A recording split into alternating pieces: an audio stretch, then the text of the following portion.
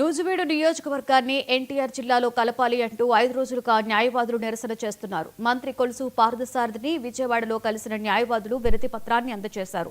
CM Chandrababu, revenue మంత్రి, committee chairman అనగాని సత్యప్రసాద్తో మాట్లాడి పరిష్కారానికి కృషి చేస్తారని మంత్రి పార్థసారథి న్యాయవాదులకు హామీ ఇచ్చారు. కూటమి ప్రభుత్వ హయాంలో తప్పితే మరెప్పుడు కూడా నూజివీడు ఎన్టీఆర్ జిల్లాలో కలవదు అని న్యాయవాదులు అంటున్నారు. నూజివీడు నియోజకవర్గ ప్రజలు అన్ని పార్టీల సహకారంతో నూజివీడు నియోజకవర్గాన్ని ఎన్టీఆర్ జిల్లాలో కలిపే వరకు పోరాటం చేస్తామని న్యాయవాదులు చెప్పారు. 5 రోజులుగా కూడా నూజివీడు నియోజకవర్గాన్ని ఎన్టీఆర్ జిల్లాలో కలపాలి అనేది ఒక ప్రపోజల్తో ఆ ఉద్దేశంతో మేమందరం కూడా నూజివీడు బార్ అసోసియేషన్ తరఫున అడ్వకేట్స్ అందరం కూడా గత 5 రోజులుగా కూడా యాజిటేషన్ జరగడం జరిగింది.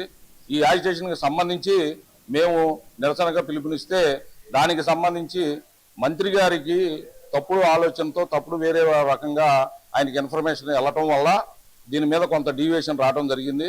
అయితే ఏంటంటే దీనికి సంబంధించి మంత్రి గారికి సంబంధించిన సన్నిహితులు అలాగే మాకు సంబంధించిన కొంచెం పరిచయస్తులు వీళ్ళందరూ కూడా నిన్న మొన్న కూడా వచ్చి దీన్ని ఎక్కువ చేసుకోకుండా మనం అందరం కలిసి నూజివీడిని సాధించడం కోసం అని చెప్పి అందరం కలిసి చేద్దామన్నారు.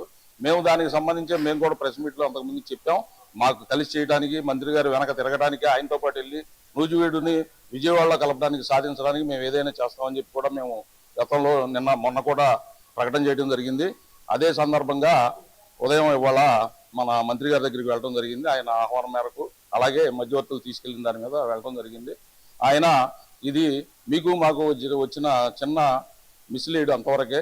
దీనికి సంబంధించి ఏంటంటే తప్పుగా ఏదో ఎవరో చెప్పిన వాటి వల్ల మీకు మాకు మధ్యన జరిగింది కాబట్టి ఇది అందరికి కూడా మనకు సంబంధించింది, మనందరం కలిసి దీనికోసం పోరాడదాం అని చెప్పి అన్నారు.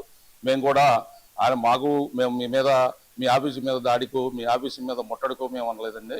కామన్గా దీన్ని వేరే డివైడ్ చేసి మీకు చెప్పారు అని చెప్పి చెప్పాము. అది కూడా ఆయన ఒప్పుకున్నారు.